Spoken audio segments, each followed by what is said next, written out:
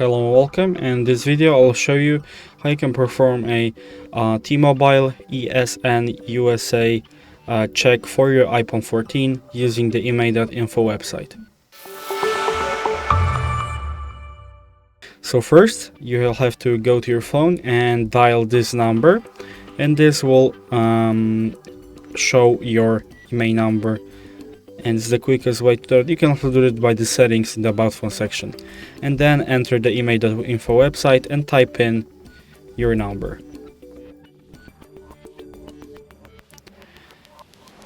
And here you will get some basic info about your phone, and in advanced checks you will find the T-Mobile USA status check, and down here you can make an order and also view a sample result. So if you enjoyed this video and considered it helpful, leave a like, subscribe, and thanks for watching.